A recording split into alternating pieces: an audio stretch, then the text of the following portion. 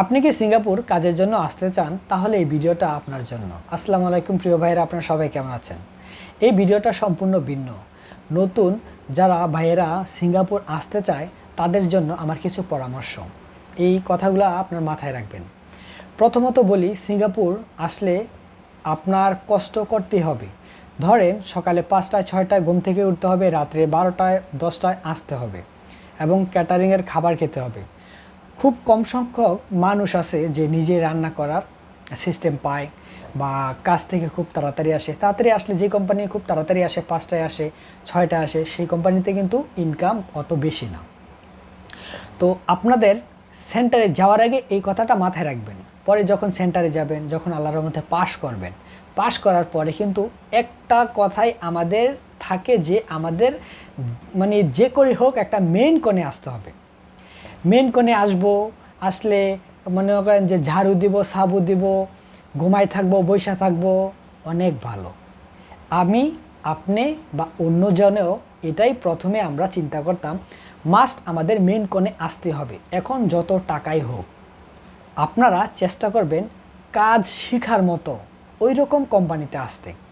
কাজ শেখার মতো যদি আপনি কোম্পানিতে আসেন, তাহলেই কিন্তু আপনি একসময় সাকসেস করতে পারবেন।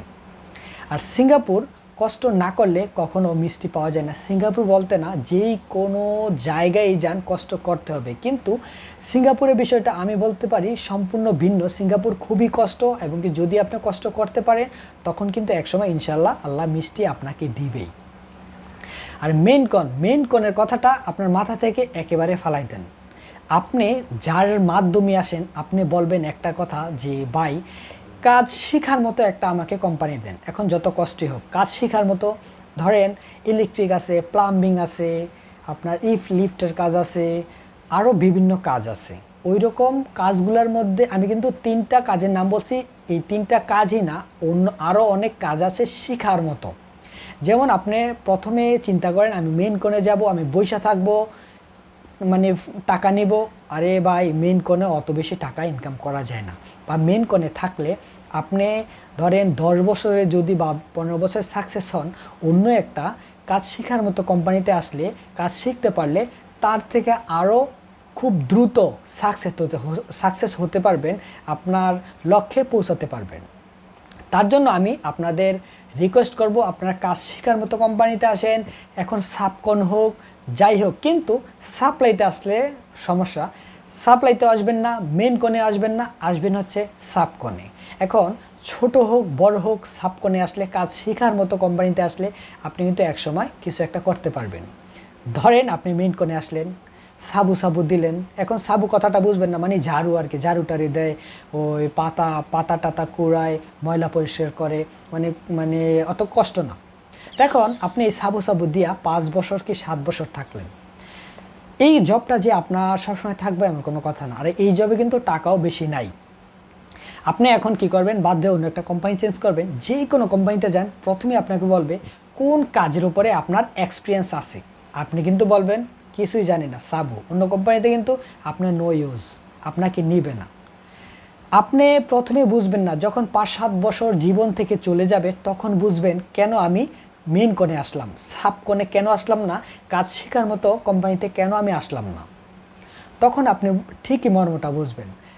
কারণ আমরাও প্রথমে মেন কোণ খুঁজছি, এখন এক পর্যায়ে আসছি। এখন আমি বুঝি যে তার জন্য ভাবলাম যারা নতুন আসতে চায় তাদেরকে আমি এই কথাটা শেয়ার করি, তারা অবশ্য বুঝবে কথাটা।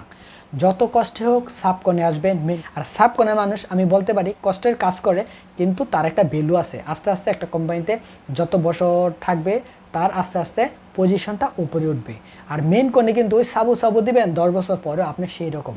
কারণ অনেক মানুষ আমাকে ফোন দেয় যে ভাই, আমার জন্য একটা কোম্পানি দেখা দিবেন, কি কাজ করছেন ভাই? আমি মেন কোণে 10 বছর, আপনি কাজ পারি না, কোনো এক্সপিরিয়েন্স নাই, আপনার কোনো অন্য কোম্পানিতে নিবে না।